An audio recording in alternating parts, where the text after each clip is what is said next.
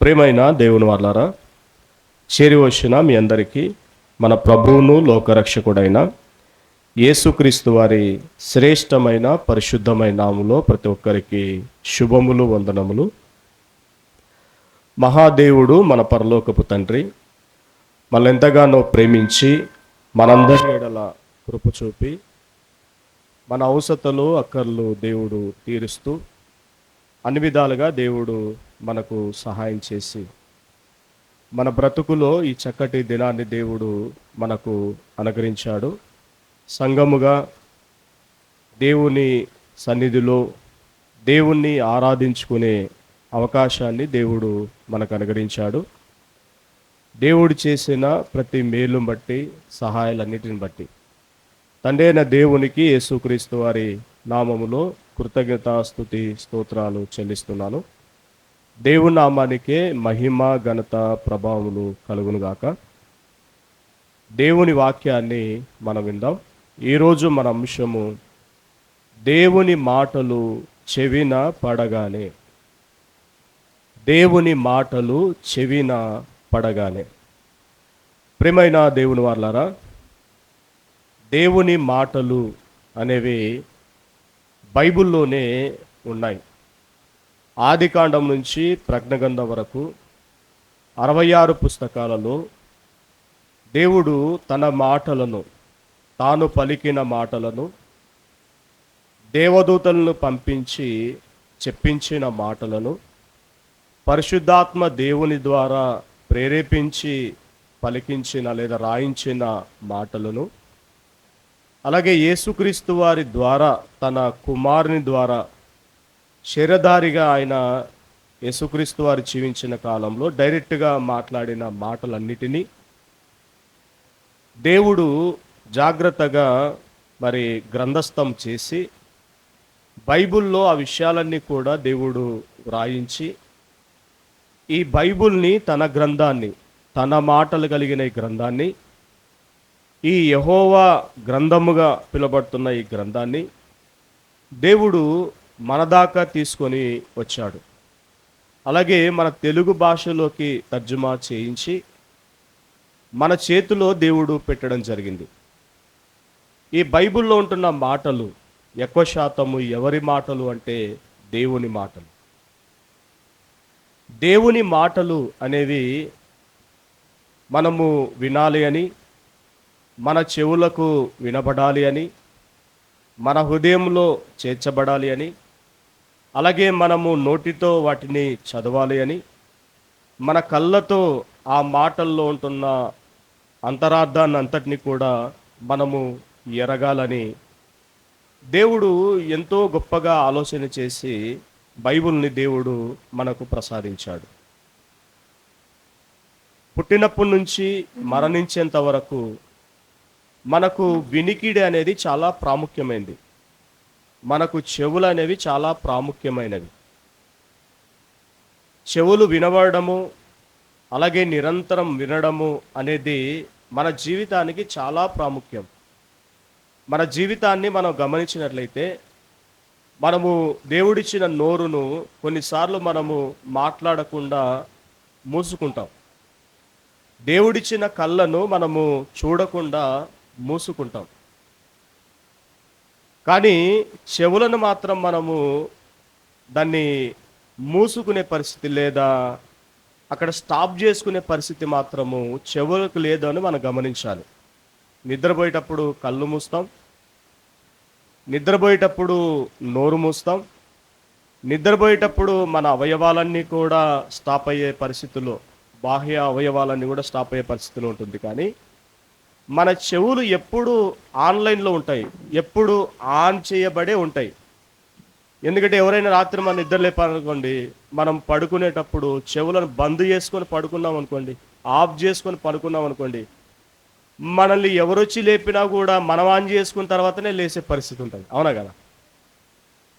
కానీ దేవుడు ఎంత అద్భుతంగా మనల్ని సృష్టించాడో, మనం నిద్రపోయినప్పుడు కూడా మనము ఎవరైనా లేపితే లేయాలి అని అది ఎప్పుడు వినబడేటట్టుగా చెవులను తయారు చేశాడో అనేది ఇక్కడ మనం ఆలోచించవలసిన ప్రాముఖ్యమైన విషయం.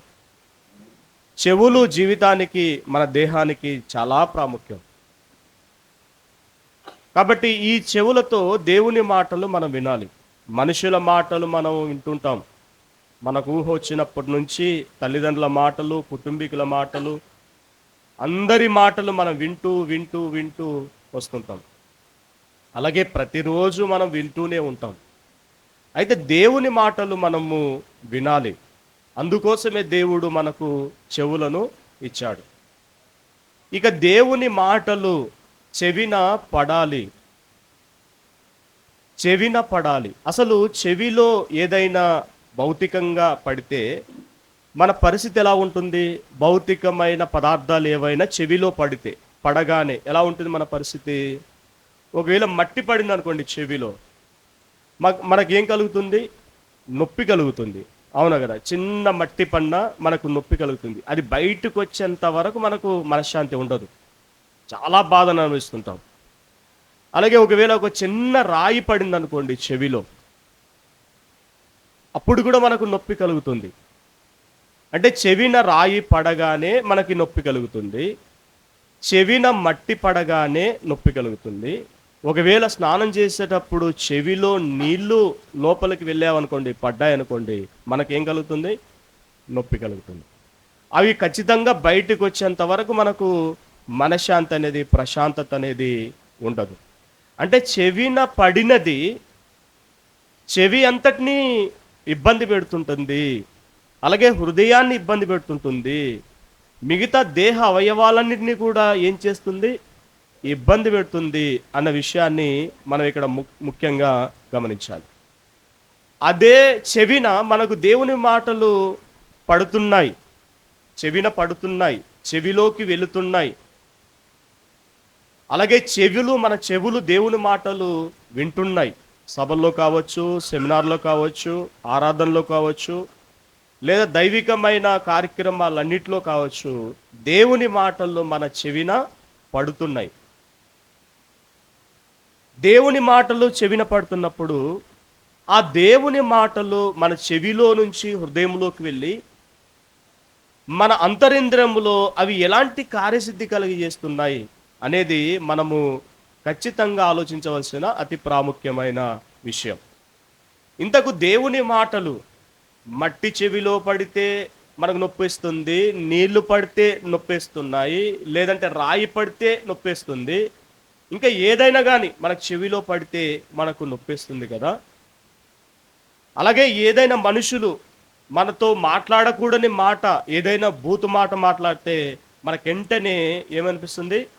కోపం వస్తుంది, బాధ వస్తుంది, వెంటనే రియాక్ట్ అయ్యే పరిస్థితి ఉంటుంది. అంటే మనుషుల మాటలకు కూడా మనం స్పందించే పరిస్థితి ఉంటుంది. మనుషుల మాటలు మన చెవిలో పడితే మనము చెలించిపోవడం, స్పందించడం, మాట్లాడడం, రియాక్ట్ అవ్వడం, ఇవన్నీ కూడా మనము చేస్తుంటాం. అంటే మనుషుల మాటలు కూడా ఒక బలమైనవి, శక్తి కలిగినవి అనేది మనం ఇక్కడ అర్థం చేసుకోవాల్సిన ప్రాముఖ్యమైన విషయం. అయితే దేవుని మాటలు ఎలాంటివి? ఇక్కడ చూస్తున్నాం. దేవుని మాటలు ఎలాంటివి? బైబిల్లోకి వెళ్ళి చూడగలిగితే దేవుని మాటల గురించి ఏం చెప్పబడింది? ఇర్మియా గ్రంథము 23వ అధ్యాయము, ఇర్మియా గ్రంథము 23వ అధ్యాయము 29వ వచనాన్ని మనం చదువుదాం. ఇర్మియా గ్రంథము 23వ అధ్యాయం 29వ వచనం. నా మాట అగ్ని వంటిది కాదా? బండను బద్దలు చేయు సుత్తె వంటిది కాదా? ఆయన మాట అగ్ని వంటిది అంటున్నారు చూడండి. ఆయన మాట బండలను బద్దలు చేయు సుత్తె వంటిది. అంటే సుత్తెకు ఒక శక్తి ఉంటుంది, ఒక బలం ఉంటుంది. అలాగే అగ్ని వంటిది అంటున్నాడు. అగ్ని కూడా ఏముంటుంది? శక్తి ఉంటుంది. ఒక అగ్ని కణము, చిన్న కణము మన చెవిలో పడితే ఎలా ఉంటుంది పరిస్థితి?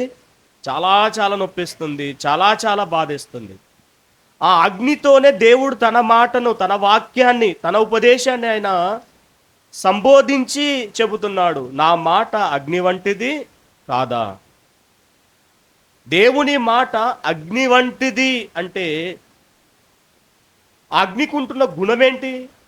కాల్చే గుణం, మండించే గుణం, పని చేయించే గుణం.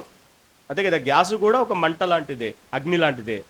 అది మండించే గుణం మనకు కనబడుతుంది. పెట్రోల్ కానీ డీజిల్ కానీ మండించే గుణం. అలాంటి గుణము వాక్యానికి ఉంది, దేవుని మాటలకు ఉన్నాయి అని మనం ఇక్కడ చూస్తున్నాం. రెండవది, దేవుని మాటలు అగ్ని వంటివి మొట్టమొదటిది. రెండవది, వెలుగు వంటిది అని బైబిల్లో చెప్పబడింది. నీ వాక్యము నా పాదములకు దీపము, నా త్రోవలకు వెలుగు. వెలుగుతో పోల్చడం జరుగుతుంది బైబిల్లో. అలాగే దేవుని వాక్యం మరి ఎలాంటిది అంటే ఖడ్గం వంటిది అని అక్కడ చూస్తున్నాం మనం. హెబ్రీ పత్రిక 4వ అధ్యాయము. ఈ వచనాలన్నీ కూడా మనం రాసుకోవాలి. దేవుని మాటలు ఎలాంటివి? హెబ్రీ పత్రిక 4వ అధ్యాయము 12వ వచనాన్ని చదవండి. ఎందుకనగా దేవుని వాక్యము సజీవమై, ఏమండి దేవుని వాక్యం అంట, అది ఎలాంటిదంట? మొట్టమొదటిగా సజీవమైనదంట. సజీవమై బలము గలదై రెండంచులు గల ఎటువంటి ఖడ్గము కంటేను వాడిగా ఉండి ప్రాణాత్మలను కీళ్లను మూలుగను విభజించినంత మట్టుకు దూరుచు హృదయం యొక్క తలంపులను ఆలోచనలను శోధించుచున్నది. ఖడ్గం వంటిది అంటున్నాడు చూడండి. రెండంచులు కలిగిన ఖడ్గం వంటిది అంటున్నాడు దేవుని వాక్యం. మొట్టమొదటిగా అగ్ని వంటిది దేవుని వాక్యం, రెండవది వెలుగు వంటిది దేవుని వాక్యం, మూడవది ఖడ్గము వంటిది, కత్తి వంటిది దేవుని వాక్యము అని చెప్తున్నాడు. నాలుగవది చూస్తే శక్తి కలిగింది అని యాకోబు పత్రికలో మనం చూస్తాం. ఏంటది? దేవుని వాక్యముకి ఏముందంట? శక్తి ఉంది, శక్తి కలిగింది. సమస్తమైన దుష్టత్వమును సమస్తమైన కల్మషమును విర్రవీగుచున్న దుష్టత్వమును మాని లోపల నాటబడి మీ ఆత్మలు రక్షించుటకు శక్తిగల వాక్యమును సాత్వికముతో అంగీకరించండి. శక్తి కలిగిన వాక్యము అని మనకు అక్కడ కనబడుతుంది. శక్తి కలిగిన వాక్యము. ఐదోది చూడగలితే జీవము కలిగినది వాక్యము. జీవవాక్యము చేత పట్టుకొని మీ లోకమందు జ్యోతుల వలె కనబడుచున్నారు అని ఫిలిప్పీ పత్రిక 2వ అధ్యాయం 16వ వచనంలో మనం చూస్తాం. వాక్యానికి ఉంటున్న గుణం ఏంటి? జీవం కలిగినది. ఆరవది అక్షయమైనది.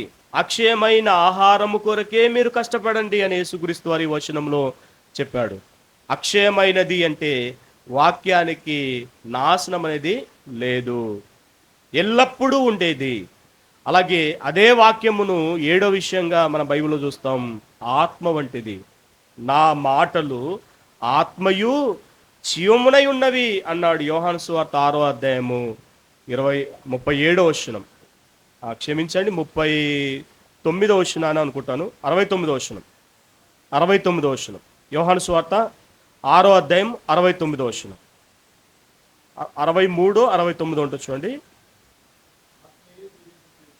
వచనం. 63వ వచనం. ఆత్మయే జీవింపజేయుచున్నది, శరీరము కేవలం నిష్ప్రయోజనము. నేను మీతో చెప్పి ఉన్న మాటలు ఆత్మయు జీవమునై ఉన్నవి. ఆత్మయు జీవమునై ఉన్నవి అంటే ఆయన మాటలు ఎలాంటివంట? ఆత్మ లాంటివంట. చూడండి, ఆత్మ అనేది చాలా గొప్పది.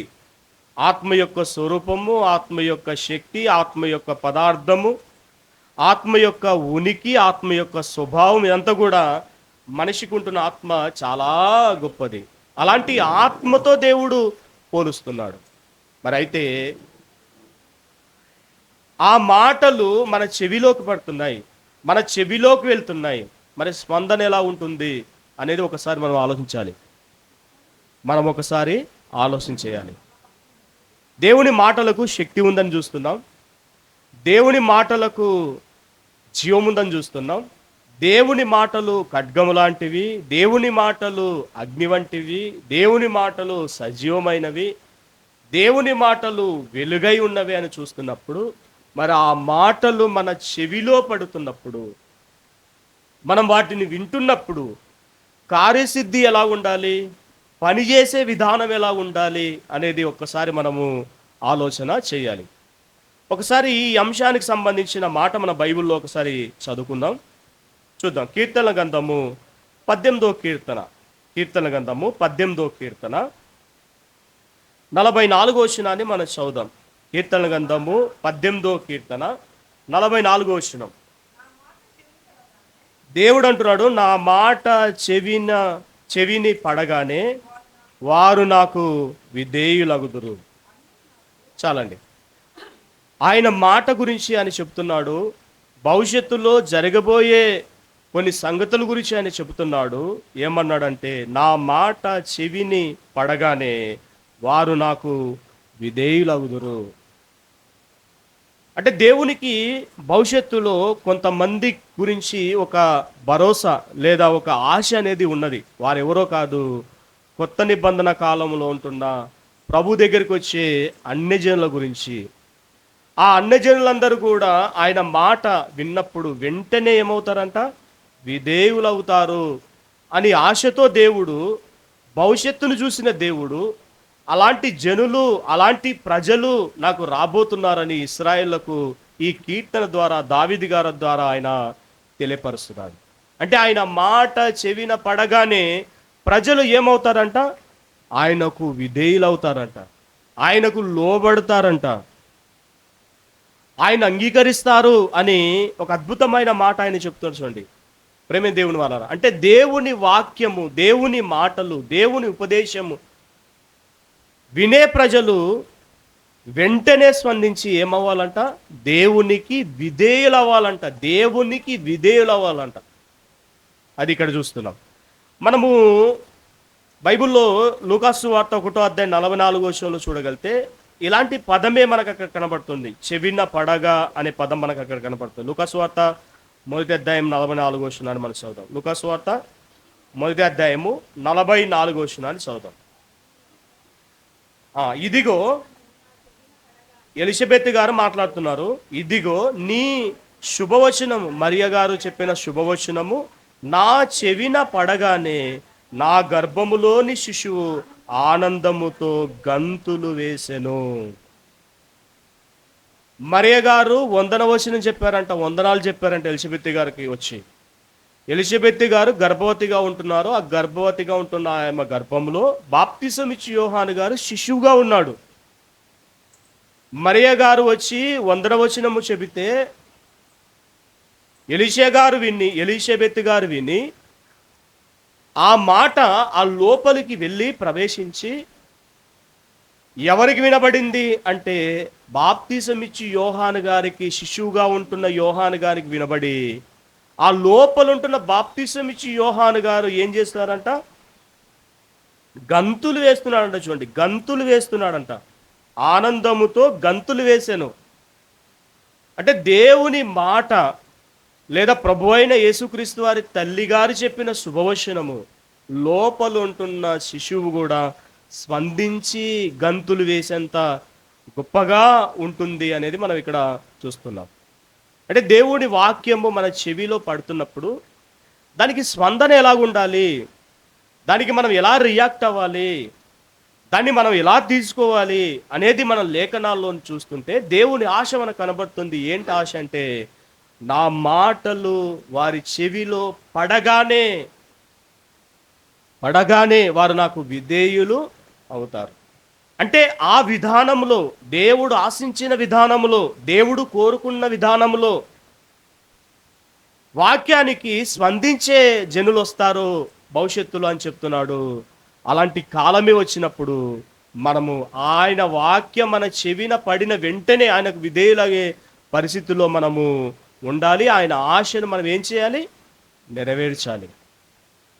అలాగా వెంటనే పడిన వెంటనే రియాక్ట్ అయిన వాళ్ళు, ఆయన మాటలు చెవిన పడిన వెంటనే పడగానే వాళ్ళు ఒక చక్కటి నిర్ణయాలు తీసుకున్న వ్యక్తులు మనకు బైబిల్లో కనబడతారు. వాళ్ళ గురించి మనం చూద్దాం. అపోస్తల కార్యం చూడండి, కొత్త నిబంధన కాలంలో అపోస్తల కార్యములు 9వ అధ్యాయం చూద్దాం. అపోస్తల కార్యములు 9వ అధ్యాయము సందర్భం, మొదటి వచనం నుంచి సందర్భం ఏంటి అంటే, సౌలు అనే ఆయన, అంటే పౌలు గారు, ఆయన సంఘాన్ని, క్రైస్తవులందరినీ కూడా హింసిస్తున్నాడు, అలాగే దూషిస్తున్నాడు, అలాగే సంఘాన్ని మొత్తము తీసుకొని వెళ్ళి ఆయన చెరసాల్లో వేస్తున్నాడు. అలాగే సంఘములో ఉంటున్న వారందరినీ కూడా, స్త్రీలను పురుషులను కూడా కొంతమందిని చంపుతూ వస్తున్నాడు. అలా చంపుతూ వస్తున్న క్రమంలో, చంపడమే తనకు ప్రాణాధారముగా ఎంచుకున్న ఆ క్రమంలో అప్పటికి ఎంతోమందిని చంపి, ఎంతోమందిని చెరసాల్లో వేసి, ఇబ్బందులు పెట్టి, దమస్కు ప్రాంతానికి ఆయన బయలుదేరి వెళ్తున్నాడు. ఆ దమస్కు ప్రాంతంలో ప్రభువైన యేసుక్రీస్తు వారు వెలుగులో ఆయనకు ప్రత్యక్షమై మాట్లాడుతున్నాడు. చూద్దాం ఆ సందర్భం. అపోస్తుల కార్యములు 9వ అధ్యాయము 4వ వచనం నుంచి. అప్పుడు అతడు నేల మీద పడి, సౌలా సౌలా, నీవేళ నన్ను హింసించున్నావని తనతో ఒక స్వరము పలుకుట వినెను. ఏ స్వరం విన్నాడంట? ఆయన గురించి మాట్లాడే స్వరం. ఎవరు మాట్లాడుతారు అక్కడ? యేసుక్రీస్తు వారు. వెలుగులో నుంచి మాట్లాడుతున్నాడు. ఏమని మాట్లాడుతున్నాడు? సౌలా సౌలా, నీవేళ నన్ను హింసించుచున్నావని తనతో ఒక స్వరము పలుకుట వినెను. ఏమండి, సౌలు గారితో మాట్లాడడానికి యేసుక్రీస్తు వారికి ఎన్నో విషయాలు ఉన్నాయి. సందర్భం బట్టి మనం ఆలోచన చేస్తే ఎన్నో విషయాలు ఉన్నాయి. సౌలా, ఎందుకు నా ప్రజల్ని హింసిస్తున్నావు అని డైరెక్ట్గా మాట్లాడే సమాచారము లేదా పరిస్థితి కూడా అక్కడ ఉంది. అలాగే సౌలా, నీకు ధర్మశాస్త్రంలో నా గురించి రాయబడింది నీకు తెలియదా అని స్టార్ట్ చేయొచ్చు ఆయన. కానీ అలా ఆయన మాట్లాడలేదు. సౌలా, ఇది న్యాయమా? సౌలా, ఇది ధర్మమా? చంపడమే ఇది ఏదైనా విశ్వాసమా, మార్గమా అని మాట్లాడే ఎన్నో విషయాలన్నప్పటికీ అవన్నీ కూడా ప్రక్కన పెట్టి, అలాగే మాట్లాడేటప్పుడు కూడా ఆయన డైరెక్ట్గా వచ్చి, నేను ప్రభు అయిన నజరేయుడైన యేసుక్రీస్తు వారిని మాట్లాడుతున్న నీతో అనే మాట కూడా పరిచయంతో మాట్లాడొచ్చు. ఆ మాటలేవి కూడా ఆయన ఉపయోగించకుండా ఏమన్నాడు? సౌలా సౌలా, నీవేళ నన్ను హింసించున్నావని అంటున్నాడు. చల్లు, ఎక్కువ మాటలు ఏమైనా మాట్లాడడా? లేదు. సౌలా సౌలా, నీవేళ నన్ను హింసించుచున్నావు. హింసిస్తుంది ఈయననా సౌలు గారు? లేదు. స్వరంతో మాట్లాడుతున్న ఈ ప్రభువుని హింసిస్తున్నాడా? లేదు. హింసిస్తుంది ఎవరిని? క్రైస్తవులు హింసిస్తున్నాడు. తర్వాత ఏమంటాడు చూడండి 5వ వచనంలో, ప్రభువా నీవెవడవని అడగగా ఆయన, నేను నీవు హింసించున్న యేసును. నీవు హింసిస్తున్న యేసును. మళ్ళీ అదే మాట రిపీట్ అవుతుంది. ఒక గంట ప్రసంగం చేయలేదు సౌలు గారికి, లేదా అన్ని విషయాలు మాట్లాడుకుంటూ రాలేదు సౌలుతోని. ఒకే ఒక మాట అన్నాడు, సౌలా సౌలా, నీవేళ నన్ను హింసిస్తున్నావు. నీవెవడు ప్రభు అంటే, నీవు హింసిస్తున్న యేసును నేను. ఈ మాట ఎవరి చెవిన పడ్డాయి? సౌలు గారి చెవిన పడ్డాయి. ఎన్ని మాటలు పడ్డాయి? ఎక్కువ మాటలేం పడలేవు, ఒక 2 మాటలు అంతే. 2 మాటలు చెవిన పడగానే సౌలు గారు ఎలాంటి నిర్ణయం తీసుకున్నాడు అంటే, ఆ 2 మాటలే ఆయన్ని చాలా ప్రభావితం చేశాయి. ఆ 2 మాటలే ఆయన్ని చాలా ఆలోచన కలిగించాయి. ఆ 2 మాటలే ఆయనకు ఎన్నో సమాధానాలు కలిగించాయి. 2 మాటలే అంటే ఆయన ఆలోచించిన విధానము, విన్న మాటలు ఆయన తీసుకున్న విధానము, ఆయన అనుసరిస్తున్న మార్గంలో వెళ్తున్న ఎన్నో ప్రశ్నలకు ఆ 2 మాటల్లో ఆయనకు దొరికిన సమాధానాలు సౌలు గారిని అడిగితే మనకు చాలా చక్కగా చెబుతాడు. ఏంటి 2 మాటలకు ఇన్ని అర్థాలు ఉన్నాయి ఆయనకు? అంత అర్థమైందే అంటే అవును. మనతో కూడా దేవుడు మన పేరు పెట్టి, నీవేళ నన్ను హింసిస్తున్నావు అంటే మనకేం అర్థం కాదు. ఎవరు ప్రభువా నువ్వు అంటే, నీవు హింసిస్తున్నా యేసునాను అనుకోండి, మనకేం అర్థం కాదు. అంటే వాక్యము వినే విధానము సౌలు గారికి ఎంత ప్రత్యేకత ఉందో, మనం వినేదానికి ఎంత వ్యత్యాసం ఉందో ఇక్కడ మనం చాలా జాగ్రత్తగా చూడాలి, ఇక్కడ అర్థం చేసుకోవాలి ఆ విషయం. ఆయనకు ఈ 2 మాటలే అన్నిటి సమాధానాలు దొరికిపోయాయి ఆయనకు. ఎలా ఆలోచించి ఉంటాడు ఆయన? దేవుని మాటలు ఆయన చెవిన పడగానే ఎలా ఆలోచించి ఉంటాడు ఆయన? ఏదో స్వరములే అని ఆయన ముందుకెళ్ళలేదు. అయినా అక్కడ నమ్మడానికి ఏం పెద్ద ఆధారమైన మాటలేమి అక్కడ లేవు. కానీ ఎలా ఆలోచించుంటాడు? నాతో మాట్లాడుతున్న వ్యక్తి నజరేయుడైన యేసుక్రీస్తు. ఆయనకి ఏమనిపించిందంటే, ఓహో, నజరేయుడైన యేసుక్రీస్తు వారు చనిపోయిన వ్యక్తి కాదు, ఆయన చనిపోయి బ్రతుకుతున్న వ్యక్తి. అలాగే వెలుగుతో నన్ను దర్శించాడు అంటే ఈయన సామాన్యమైన వ్యక్తి కాదు. వెలుగుతో దర్శించే ఈ ఈ ఈ స్థితి ఎవరికి ఉంటుంది అంటే ఒక దేవునికి మాత్రమే ఉంటుంది అని ఆలోచన చేశాడు. అలాగే మాట్లాడుతున్న మాటలు చూస్తే ఆ పదాలు ఎలా మాట్లాడి ఉంటాడు ఆయన? మరొకసారి జ్ఞాపకం చేసుకుంటే, సౌలా సౌలా నీవేళ నన్ను హింసిస్తున్నావు అంటే ఆ మాటల్లో ఉంటున్న ఆ భావము అసలు అసలు ఏ విధానంలో ఆయన మాట్లాడి ఉంటాడు అంటే, సౌలా సౌలా నన్నేలా హింసిస్తున్నావు అలా మాట్లాడి ఉంటాడా? సౌలా సౌలా అంటే ఇంకా బేస్తోని ఆయన ఏదో బెదిరించేటట్టుగా మాట్లాడి ఉంటాడంటే ఆ పదంలో ఉన్న అర్థం మనకు కనబడుతుంది.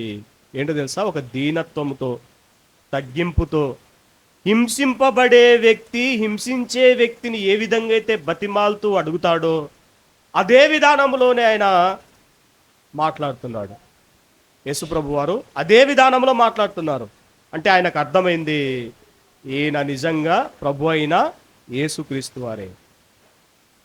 అలాగే నన్నేలా హింసిస్తున్నావు అనే దాంట్లో ఆయనకు అర్థమైంది ఏంటి తెలుసా? సౌలు గారికి అర్థమైంది, అసలు నేను ఈయనని హింసించట్లేదు కదా,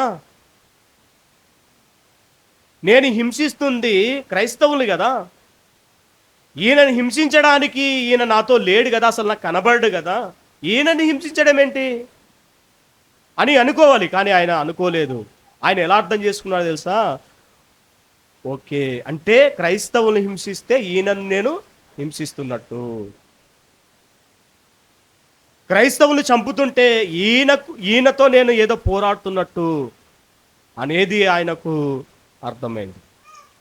ఇది యాజిటీజ్గా ఈనాటి కాలంలో మనం తీసుకుంటే దేవుని ప్రజలకు, దేవుని సహోదరులకు, సహోదరుమణులకు భిన్నముగా, అంటే న్యాయబద్ధంగా కాకుండా భిన్నముగా, వ్యతిరేకంగా, అనవసరముగా నిందిస్తూ ఒకవేళ మాట్లాడితే అది ఎవరితో మాట్లాడుతున్నట్టు, ఎవరికి మాట్లాడుతున్నట్టు కానీ మనం అర్థం చేసుకోగలం అంటే బైబిల్ ప్రకారంగా యేసుక్రీస్తుని ధరించుకున్నారు కాబట్టి యేసుక్రీస్తుకే మనము మాట్లాడుతున్నట్టుగా అది మనకు బైబిల్ సెలవిస్తుంది. మిమ్మును చేర్చుకునేవాడు నన్ను చేర్చుకునేవాడు, నన్ను చేర్చుకునేవాడు నా తండ్రిని చేర్చుకున్నట్టు మనకు బైబిల్ ఆ లైన్ కనపడుతుంది కదా. అలాగే నేను ఆకలి కొంటిని, మీరు నాకు ఆహారము పెట్టితిరి, దప్పికొంటిని, దాహం ఇచ్చితిరి, రోగినై ఉంటిని, చూడవచ్చితిరి కదా, పరామర్శించవచ్చితిరి, నాకు వస్త్రహీనుడై ఉంటే నాకు బట్టలు ఇచ్చితిరి అన్నప్పుడు ఎప్పుడు ఇస్తాం ప్రభు నీకు అంటే, ఈ నా సహోదరులకు మీరు ఇచ్చారు, చేశారు, చూశారు, వచ్చారు, పరామర్శించారు కనుక నాకు చేసినట్టే అనే విషయాలు మనకు బైబిల్లో కనబడుతున్నప్పుడు సౌలు గారికి అర్థమైన ఆ విషయము ఈరోజు క్రైస్తవులకు చాలా మందికి అర్థము కావట్లేదు. ఎందుకంటే సహోదరులు ఎట్లయితే మాట్లాడవచ్చు, అలాగే సేవకులు కూడా ఎట్లయినా మాట్లాడవచ్చు, నోటికి వచ్చినట్టుగా కల్పించవచ్చు, లేని వార్త మాట్లాడవచ్చు, అబద్ధ సాక్ష్యాలు చెప్పేయచ్చు, జడిగమ్ములు పుట్టించవచ్చు, గొడవలు పుట్టించవచ్చు. కానీ ఏ వ్యక్తికి నేను ఎదురుగా మాట్లాడుతున్నాను అంటే ఆ వ్యక్తికే అనుకున్నట్టుగా ఉంటున్నారు. కానీ ఆ వ్యక్తిని ధరించుకున్న క్రీస్తును, ఆ క్రీస్తుకు శిరస్సుగా ఉంటున్న యేసు ప్రభువు. 1 కొరింథీ పత్రిక 1:1-13 మనకు ఆ లైన్ కనబడుతుంది. స్త్రీకు శిరస్సు పురుషుడు, పురుషునికి శిరస్సు యేసుక్రీస్తు, యేసుక్రీస్తుకు శిరస్సు తండ్రి అయిన దేవుడు.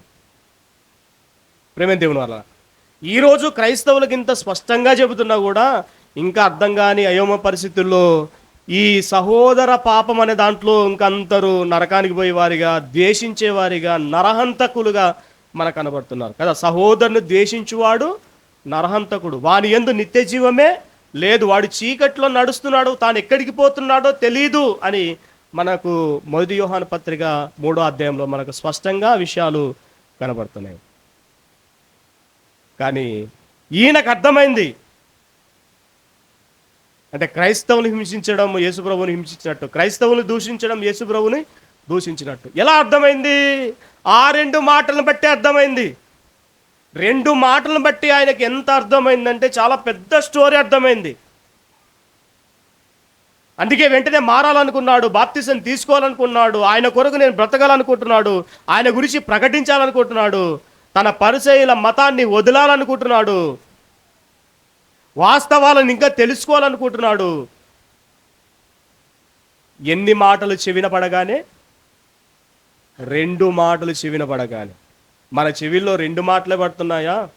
మనం బాప్తీసం తీసుకున్నప్పటి నుంచి ఇప్పటి వరకు ఎన్ని మాటలు చెవిలో పడుతున్నాయి? ఎన్ని మాటలు మనం వింటున్నాం? ఎంతమంది మాట వింటున్నాం? ఎన్ని సభల్లో వింటున్నాం? ఎన్ని సెమినార్లో వింటున్నాం?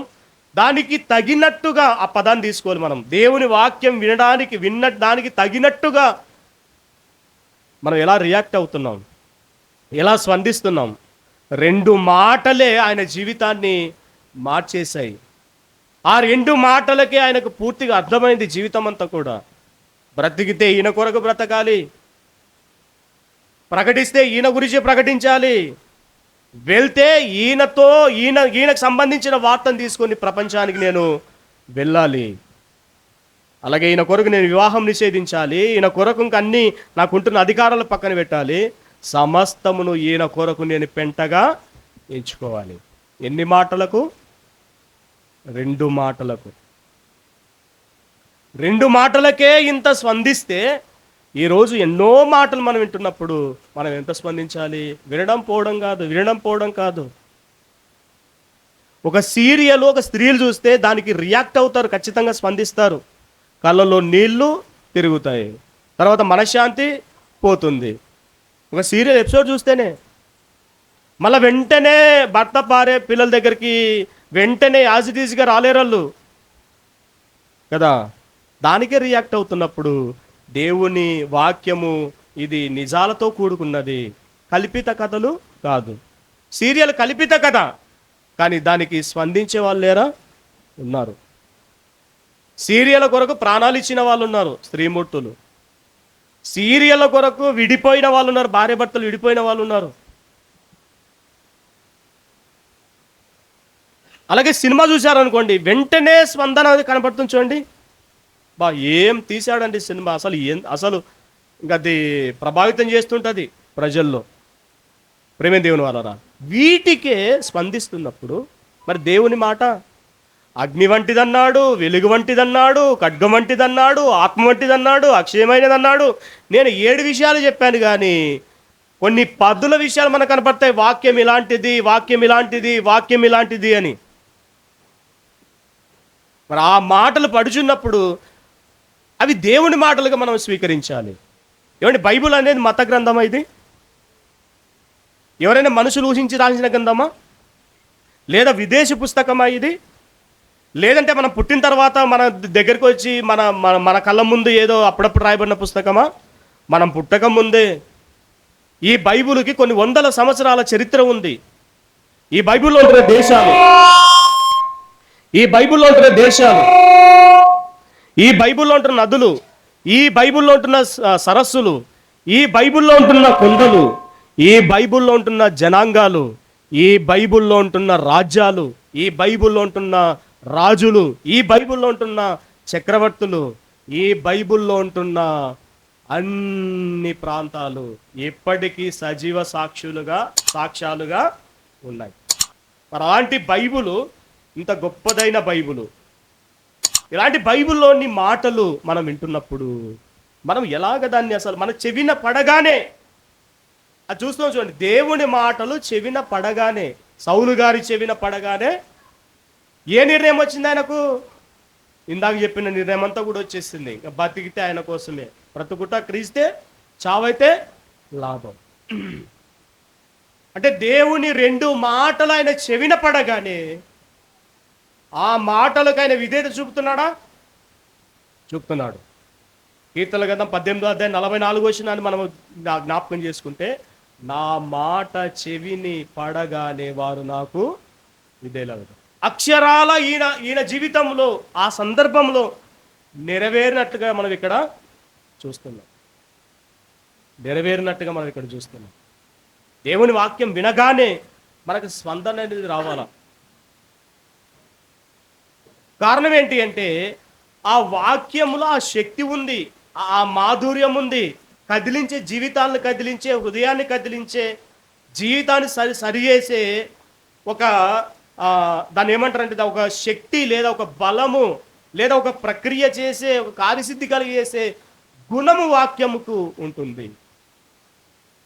మరి పడగానే స్పందన ఎలా ఉండాలి, ఎలా ఉంటుంది? నెక్స్ట్ చూద్దాం కొత్త నిబంధనలు. దేవుని మాట ప్రజల చెవిన పడగానే వాళ్ళు చూడండి ఏమవుతున్నారో ఒకసారి చూడగలిగితే లూకాసు అపోస్తుల కార్యములు 2వ అధ్యాయము, అపోస్తుల కార్యములు 2వ అధ్యాయము 14వ వచనం నుంచి ఒక చిన్నపాటి ప్రసంగము స్టార్ట్ అవుతుంది పేతురు గారి ద్వారా. అది 36వ వచనానికి ముగించబడుతుంది. ఆయన మెసేజ్ అంతా కూడా ముగించబడుతుంది. 37వ వచనంలో అక్కడ ఉన్న ప్రజలు చూడండి ఎలాగా దానికి రియాక్ట్ అవుతున్నారు.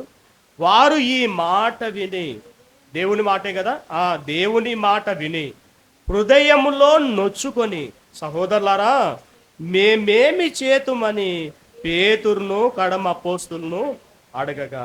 ఏమంటున్నారంటే వాళ్ళు ఆయన మాటలు విని వారికి ఏం కలిగిందంట? హృదయంలో నొప్పి వచ్చిందంట.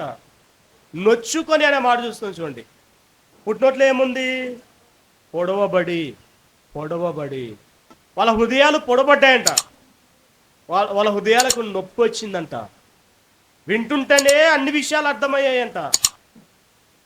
అరే ప్రభువుని మనం అంగీకరించాలి కదా అని వాళ్ళు ఏమంటున్నారు?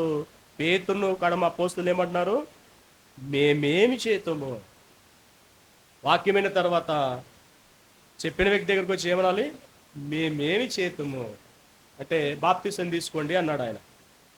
బాప్తిసం తీసుకున్న వాళ్ళు దేవుని వాక్యం అయిన తర్వాత మేమేమి చేతుము అంటే రండి దేవుని పనుల్లోకి మీరు రండి.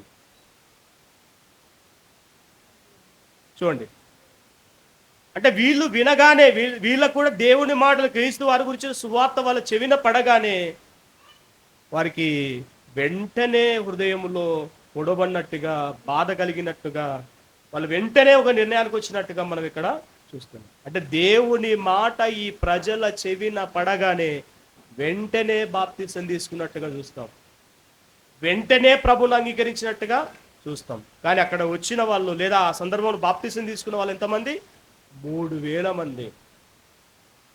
3,000 మంది ఆయా దేశాల నుంచి, ఆయా ప్రాంతాల నుంచి, ఒక 3 ఖండాల నుంచి, ఆఫ్రికా ఆ నుంచి, అలాగే ఆసియా నుంచి, అలాగే యూరోప్, ఈ 3 ఖండాల నుంచి వచ్చిన ప్రజలు అక్కడ ఉన్నారు. వేరే వేరే భాషలు మాట్లాడే ప్రజలు ఉన్నారు. కానీ వాళ్ళకు అర్థమైంది ప్రభు అయిన యేసుక్రీస్తు వారిని స్వరక్షకుడుగా అంగీకరించాలని. చెవిన పడగానే ఏం జరిగింది? వీళ్ళ జీవితంలో మార్పు జరిగింది, మారుమనసు జరిగింది. ప్రభు కొరకు బ్రతకాలని వారు బాప్తిసం తీసుకునే విధానం కూడా జరిగింది. 3వ సందర్భం మనం బైబిల్లో చూడగలిగితే రాహాబు గారు, దేవుని మాట రాహాబు గారి చెవిన పడగానే ఏం జరిగిందో ఒక బైబిల్లోకి వెళ్ళి చూడగలిగితే యెహోషువ గ్రంథం 2వ అధ్యాయం 9 నుంచి 11 వచనాలు చదువుతాం. యెహోషువ గ్రంథం 2వ అధ్యాయము 9 నుంచి 11 వచనాలు. యెహోవా ఆమె మాట్లాడుతుంది, రాహాబు గారు వేగుల వారితో మాట్లాడుతుంది. ఏమంటుంది? యెహోవా ఈ దేశం మీకు ఇచ్చుచున్నాడనియు, మీ వల్ల మాకు భయము పుట్టుననియు, మీ భయం వలన ఈ దేశ నివాసులందరికీ ధైర్యము చెడుననియు నేను ఎరుగుదును. మీరు ఐగుప్తు దేశంలో నుండి వచ్చినప్పుడు మీ ఎదుట యెహోవా ఎర్ర సముద్రపు నీరును ఎలాగు ఆరిపోజేసెనో, యోర్దాను తీరమున్న అమోరీయుల 2 రాజులైన సీహోనును ఓగునకును సీహోనునకును మీరేమి చేసితురో, అనగా మీరు వారిని ఎలాగు నిర్మూలము చేసితురో ఆ సంగతి మేము వింటిమి.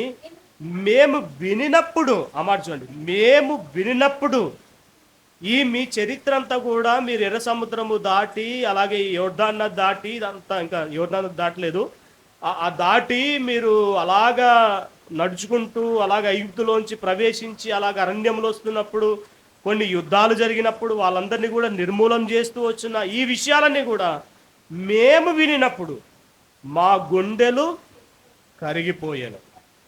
నీ దేవుడైన యెహోవా సైన్యము పైన ఆకాశమందును కింద భూమి అందును దేవుడే. మీ ఎదుట ఎట్టి మనుషునికైనను ధైర్యం ఏమాత్రమును ఉండదు. మేము వినినప్పుడు మా గుండెలు కరిగిపోయాయి. ఎవరో వీళ్ళకి చెప్పారు. ఇంకొక మాట, వీళ్ళకి సేవకులు ఎవరు చెప్పలేదు, వీరికి బోధకులు ఎవరు చెప్పలేదు. అలాగే ముఖ్యంగా రాహాబు గారికి పని కట్టుకొని దేవుడు ఒక బోధకుని పంపించినట్టుగా కూడా లేదు. ఐగుప్తు దేశంలో నుంచి సమాచారము ఆయా ప్రజలకు చెవులకు వినబడుతూ నోర్లు చెవులు చెప్పబడుతూ వింటూ వాళ్ళ చెవుల దాకా దేవుని ఈ ఘనకార్యముల సమాచారము రాగానే వీళ్ళకి ఏమనిపించిందంట? భయం వేసిందంట. వారి గుండెలు ఏమయ్యాయంట? కరిగిపోయానని చూస్తాం చూడండి. కరిగిపోయాయంట చూడండి, గుండెలే కరిగిపోయాయంట. అంటే దేవుని వాక్యానికి, దేవుని మాటకు ఏ శక్తి ఉంది? గుండెలను కరిగించే శక్తి ఉంది.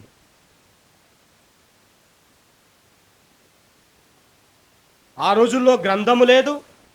ఆ రోజుల్లో వారికి ధర్మశాస్త్రము కూడా వాళ్ళ చెంతకి రాలేదు.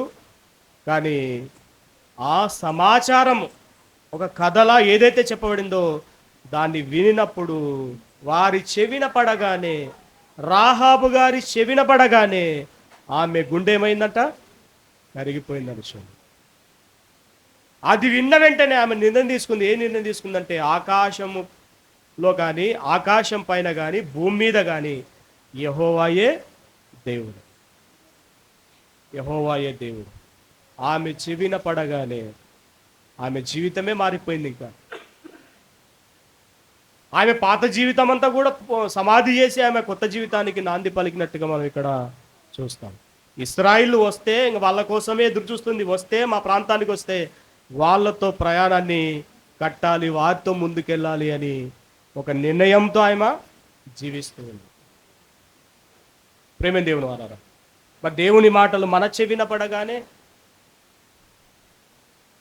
మనం దాన్ని ఎలా తీసుకోవాలి? దేవుని బాధ గురించి మనం వింటున్నాం అనుకోండి, ఎలా తీసుకోవాలి?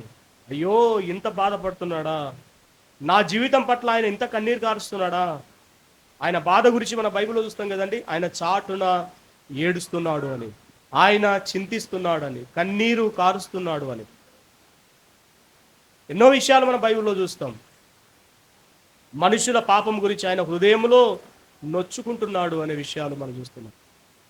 ఆకాశమా ఆలకించుము, భూమి చెవియొగ్గుము, నేను పిల్లలను పెంచి గొప్పవారిగా చేస్తేని వారు నా మీద తిరగబడి ఉన్నారు అని బాధతో చెప్తున్న ఆ మాటలు విన్నప్పుడు మనకేం కలగాలి? బాధ కలగాలి. ప్రేమ దేవుని వల్ల. కాబట్టి వాక్యానికి స్పందించే తత్వం అనేది మనకు ఉండాలి.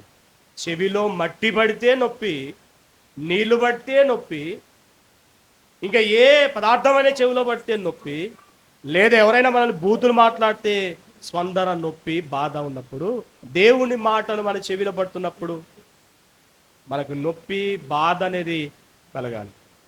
ముగించుకుందాం. మరొక సందర్భం చూడగలితే ఇక్కడ రాజులు కూడా వారి చెవిన పడగానే వాళ్ళు ఎలా స్పందిస్తున్నారు చూడండి. యెహోషువ గ్రంథం 5వ అధ్యాయం 1వ వచనం. యెహోషువ గ్రంథం 5వ అధ్యాయం 1వ వచనం.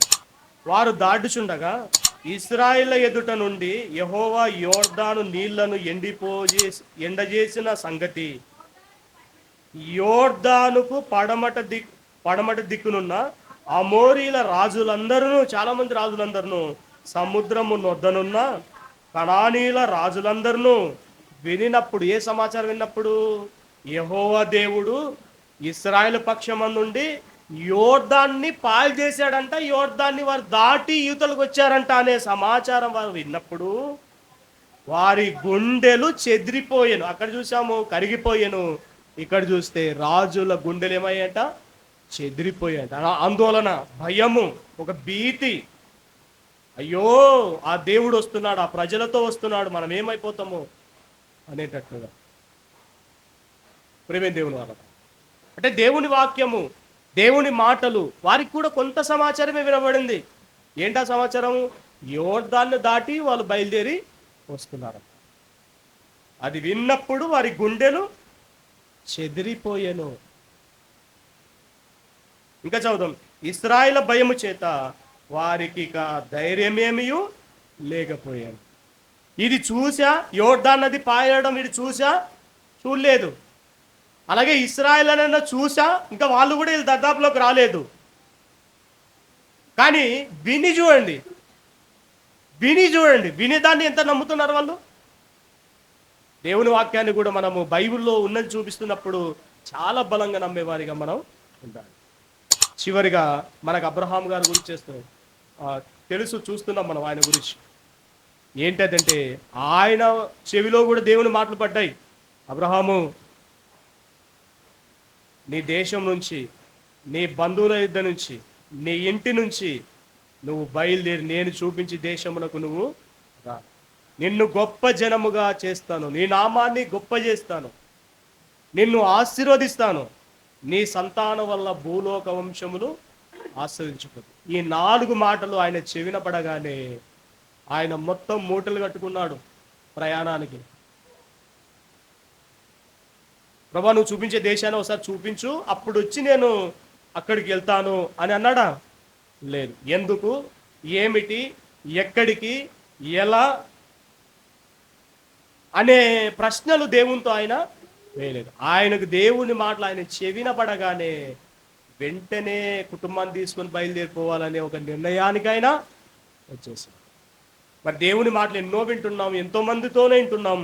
ప్రతిరోజు యూట్యూబ్లో మనకు వాక్యాలు వస్తున్నాయి, ఫేస్బుక్లో వాక్యాలు వస్తున్నాయి, అలాగే మనకు వాట్సాప్లో వాక్యాలు వస్తున్నాయి. ఇన్ని వింటున్నప్పుడు దేవుని కోసం ఎలా బ్రతకాలి, ఈ లోక మాలిన్యం అంటించుకోకుండా ఎలాగ బ్రతకాలి, దేవుని కొరకు ఎలాగ ఉపయోగపడుతూ బ్రతకాలి, దేవుని చిత్తాన్ని ఎలా నెరవేరుస్తూ బ్రతకాలి అనే ధ్యాస, అనే మార్పు, అనే నిర్ణయము రాకపోతే విన్నా ప్రయోజనమేమీ లేదు. ఉందా చెప్పండి? లేదు. చివరిది, దేవుని మాట దేవదూతల చెవిన పడగానే ఇంకా చెప్పాల్సిన అవసరం లేదు. చాలా అద్భుతంగా ఆ మాటలకు దేవదూతలన్నీ కూడా పనిచేస్తారు. ప్రేమ దేవుని వల్ల. కాబట్టి దేవుని మాటలు మన చెవిన పడగానే మనం ఎంత అద్భుతంగా బ్రతకాలి, అసలు ఎంత అద్భుతంగా దాన్ని తీసుకోవాలి. ఇప్పుడు చెవిన పడగానే అనే పదాలను బట్టి మనం ఆలోచిస్తే ఇంతకు మన చెవిలో పడుతున్నాయా? చెవి అంచుదాకా వచ్చి వెళ్ళిపోతున్నాయా? కొంతమంది అంటారు ఈ చెవితో వినడం, ఈ చెవితో విడిచిపెట్టడం. ప్రేమ దేవుని వాళ్ళ. కాబట్టి ఒకసారి మనం ఆలోచించాలి. ఒక బావి ఉందనుకోండి, నిమ్మలమైన బావిలో నీళ్లు ఉన్నాయనుకోండి, ఒక రాయి అందులో పడగానే బావి ఎలా ఉంటుందండి? అసలు మొత్తం అలలతో మొత్తము నిమ్మలంగా ఉండేదంతా కూడా ఏమవుతుంది? అలజడికి గురి అవుతుంది. బావిలో రాయి పడగానే బావి మొత్తం అలజడికి గురవుతుంది కదా, అలలకు గురవుతుంది. నిమ్మలంగా ఉన్నది వెంటనే అలా గురవుతుంది. మరి మన దేవుని మాటలు మన చెవిలో పడుతున్నప్పుడు మన హృదయం ఏదైనా అవ్వాలి కదా, అంతే కదా, హృదయం ఏమైనా అవ్వాలి కదా. అలాగని వాక్యానికి ఏ శక్తి లేదంటే శక్తి ఉంది కదా. ప్రేమ దేవుని వారా, ఇప్పుడు యేసుక్రీస్తు వారు ఇస్కరియోతు యూదాకు ప్రతిరోజు వాక్యం చెప్పాడండి. అతని హృదయంలోకి వెళ్ళే వాక్యము లేదు. వింటున్నాడు పోతున్నాడు, వింటున్నాడు పోతున్నాడు. ఆ పదం కూడా కరెక్ట్ కాదు. వింటున్నాడు పోతున్నాడు అంటే అసలు లోపల హృదయాన్ని తీసుకున్నప్పుడే కదా కరెక్ట్గా వినడం అనేది. ప్రేమ దేవుని వారా, మనము ఇదే సంఘంలో మనం మాట్లాడుకున్నాం. ఆదివారం ఆరాధన, ఆజ్ఞన, ఆచారం. ఒక 4-5 వారాలు మాట్లాడుకున్నామండి. ఆ మాటలు మన చెవిన పడగానే, ఆ విషయాలు మనకు అర్థమవగానే అసలు ఆరాధన మనం మానేయచ్చా? కానీ మన వాళ్ళు చూడండి, మళ్ళీ మానేస్తుంటారు, మళ్ళీ ఎగ్గొట్టేస్తుంటారు. ఇది కామన్ అయిపోతుంటుంది. అంటే చెవిన పడట్లేదు కదా. చెవిన పడుతున్నాయా? లేదు. అందుకే యేసుక్రీస్తు వారు కానీ, అలాగే దేవదూతలు కానీ, పరిశుద్ధాత్మ దేవుడు కానీ కొత్త నిబంధనలో ఎక్కువ శాతం వాడబడిన వాళ్ళు ఉపయోగించిన పదం ఏం తెలుసా?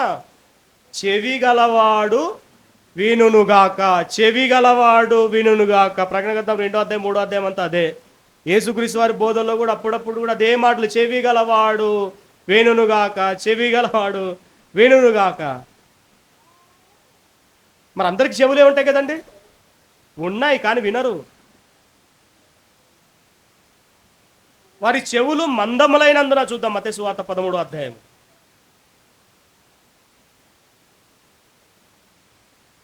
మత్తయి సువార్త 13వ అధ్యాయం 15వ వచనాన్ని చదువుదాం.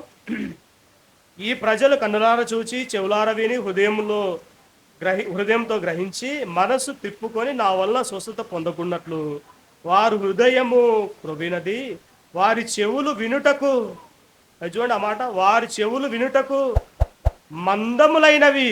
మందములైనవి అంటే చెవి ఏమైనా ఉబ్బిందా? ఉంటున్న ఈ చెవి ఏమైనా దాన్ని ఏమంటారు, ఏనుగు చెవిలాగా పెద్దగా అయిపోయిందా? మందములైనవి గనక వారు తమ కన్నులు మూసుకొని ఉన్నారు గనుక మీరు వినుట మట్టుకు విందురు గాని గ్రహింపరు, చూచు మట్టుకు చూతురు గాని బైబిల్లో ఎంత మాత్రమును తెలుసుకోవాలి. ప్రేమ దేవుని వల్ల దేవుని మాటలకు చెవులు మందం కాకూడదు. దేవుని మాటలంటే చాలా ప్రేమతో తీసుకోవాలి, అలాగే సాత్వికముతో అంగీకరించాలి. ఆయన కోరిక మళ్ళా జ్ఞాపకం చేసుకుందాం. 18వ కీర్తన 44వ వచనంలో ఏముంది? నా మాట చెవిన పడగానే వారు నాకు విధేయులవుదురు. ఆ కోరిక మనం నెరవేర్చే వారిగా ఉండాలి. లేదు అంటే మనకు చాలా ప్రమాదం. ఆ ప్రమాదం ఏంటో బైబిల్లో చూద్దాం, ఒక మాట చూసి ముగించుకుందాం. సామెతల గ్రంథం 5వ అధ్యాయం. సామెతల గ్రంథం 5వ అధ్యాయం.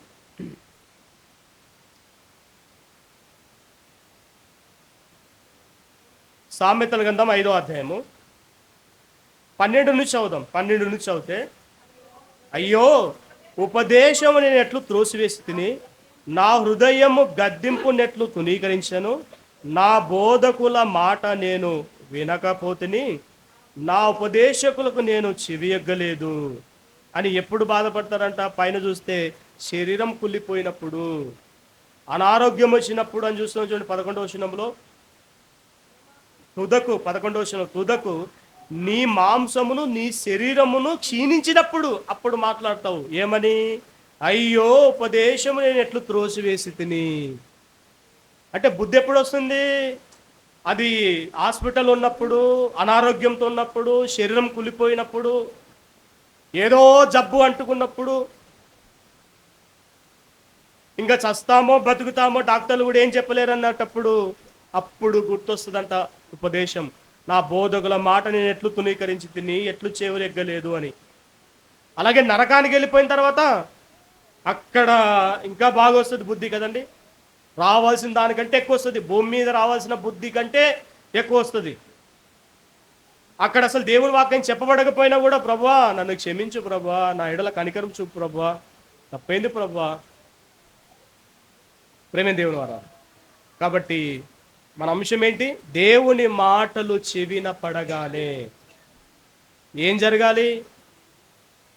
వీళ్ళు ఎలాగైతే మార్పు చెందారో, వీళ్ళు ఎలాగైతే దేవుని కొరకు ముందుకు వచ్చారో అలాగా ముందుకు రావాలి, అలా స్పందించాలి, అలా మార్చుకోవాలి, అలా దేవుని కొరకు బ్రతకడానికి నిర్ణయం అనేది తీసుకోవాలి. కారణం అవి మనుషుల మాటలు కాదు, అవి దేవుని మాటలు, సృష్టికర్తమైన దేవుని మాటలు, పంచభూతాలను కలిగించిన దేవుని మాటలు. అలాగే నన్ను కలిగించిన దేవుని మాటలు నేను త్రోసివేయకూడదు అని తీసుకోవాలి. ప్రార్థన చేద్దాం.